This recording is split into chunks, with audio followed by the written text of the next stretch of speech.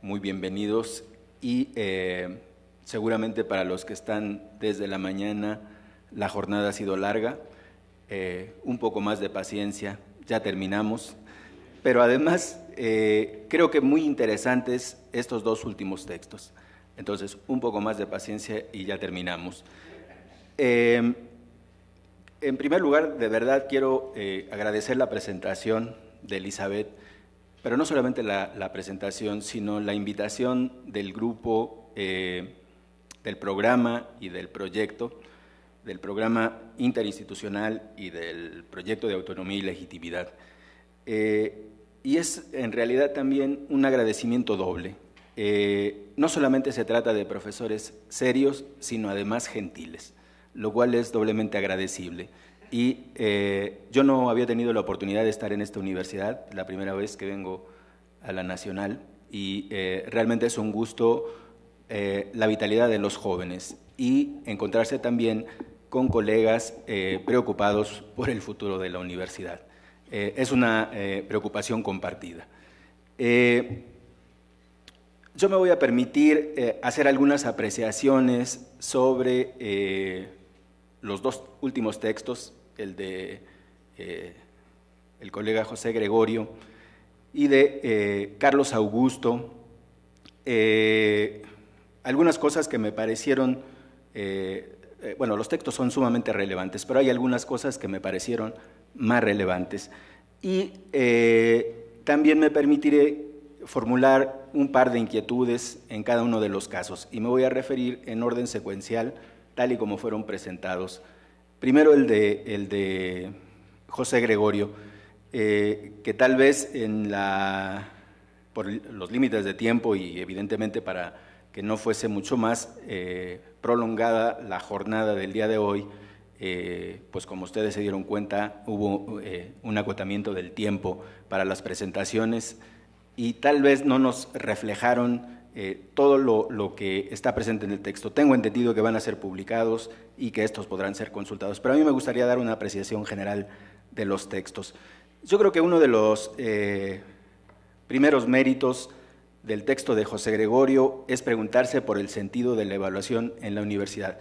Y es un mérito porque en la literatura sobre evaluación, uno de los aspectos que se ha enfatizado es que la mayoría de la literatura al respecto se preocupa por lo técnico de la evaluación, es decir, cómo hacemos mejores evaluaciones. Las pruebas estandarizadas que conduce la OCDE, la manera los mecanismos que se pueden utilizar para llevar a cabo la evaluación de la productividad de los profesores, la evaluación de pares, si es lo mejor, qué tipo de indicadores, pero ese tipo de discusión transcurre en el nivel técnico. No hay esa pregunta, o sea, realmente ¿para qué estamos evaluando? ¿Qué sentido tiene la evaluación? Y creo que el hecho de que el texto de José Gregorio se pregunte por el sentido de la evaluación tiene, en primer lugar, esa virtud.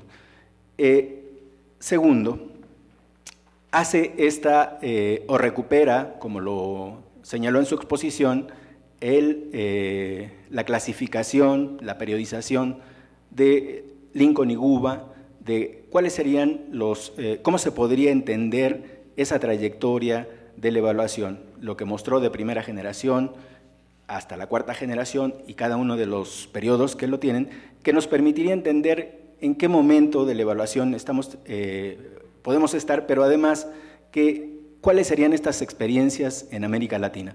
Creo que se aventura el texto a tratar de hacer una caracterización de los sistemas de evaluación de los 4 países en los que el proyecto en general y este texto en particular sobre el campo de la evaluación trata de hacer, ¿no? Lo de Colombia, México, Chile y Brasil.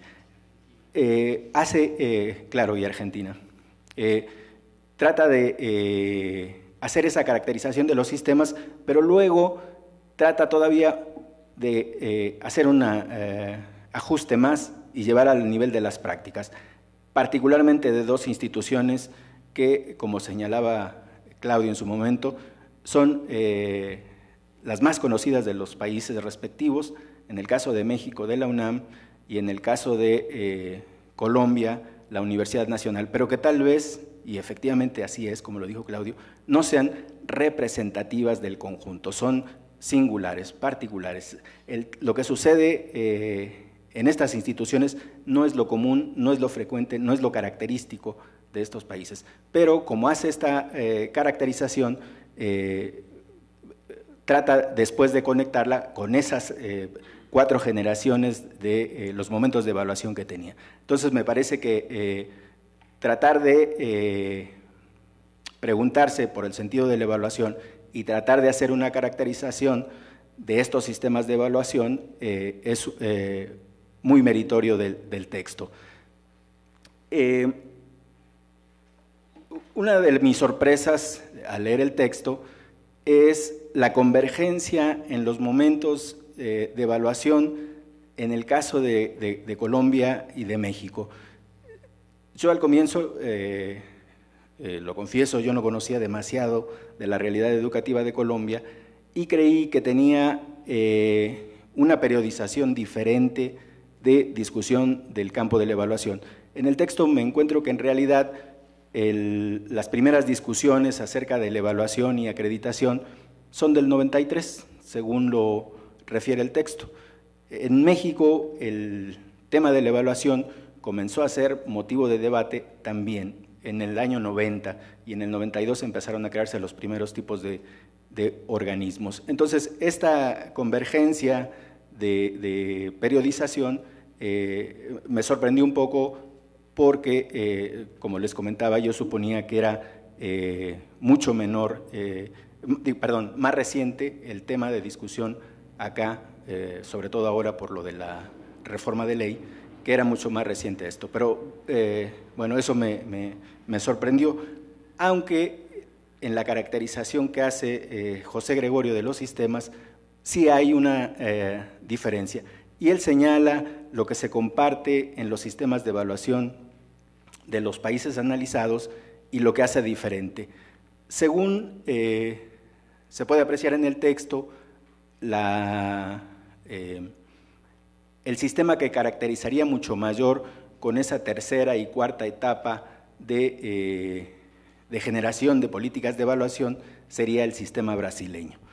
Y lo que caracterizaría más al resto de los países analizados sería el de las generaciones previas, es decir, primera, segunda o tercera generación de políticas, pero mucho más que son sistemas de evaluación centrados en el control.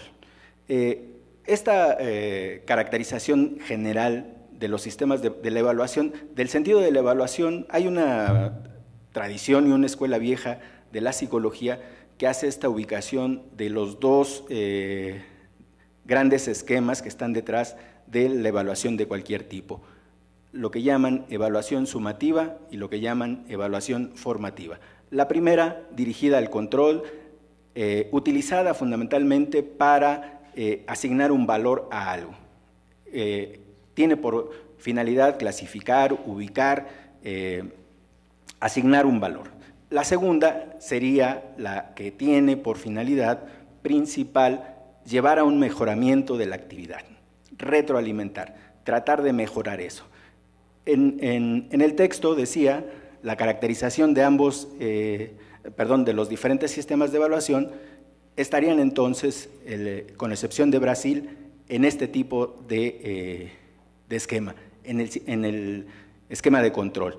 Y efectivamente, en el caso de México, la mayor parte del tipo de evaluación que se practica sí está referida al control, pero básicamente para asignar diferentes tipos de incentivo, dependiendo si se trata de evaluación individual, evaluación del rendimiento o evaluación institucional, con la finalidad de asignarle mayores recursos. Algo que es muy relevante y que tal vez convendría reparar es la experiencia de México en el caso de los distintos tipos de evaluación. tiene una variabilidad de evaluación del rendimiento individual. Los mencionó Gregorio muy al paso, el Sistema Nacional de Investigadores es uno de ellos, pero además hay un sistema nacional de evaluación hay una evaluación del rendimiento individual en cada una de las instituciones. Y es una variabilidad enorme, pero fundamentalmente el tema de la evaluación es porque está asociado a recursos extraordinarios, porque el nivel base del salario es bajo y la manera de incrementar estas percepciones, sean institucionales o sean individuales, es a través de la evaluación. Y es muy variable porque son múltiples las instituciones y también el personal que labora en las instituciones. Entonces tiene esta variabilidad del sistema de evaluación, tendría esta característica en especial, la variabilidad y partir de un nivel base muy reducido del salario o del financiamiento. Esa es una de las características que convendría tener presente. Yo desconozco si efectivamente en el caso del sistema brasileño tendría o estaría mucho más orientado, caracterizado hacia esta idea, sentido de la evaluación como orientado hacia la formación, hacia la mejora, más que hacia el control o la asignación de recursos, como lo refiere el texto, pero digo, obviamente se trata de una aproximación, de una apreciación que está plasmada en el texto y qué tal. Me llamó la atención la diferencia de ese sistema y la cierta homogeneidad de los otros sistemas.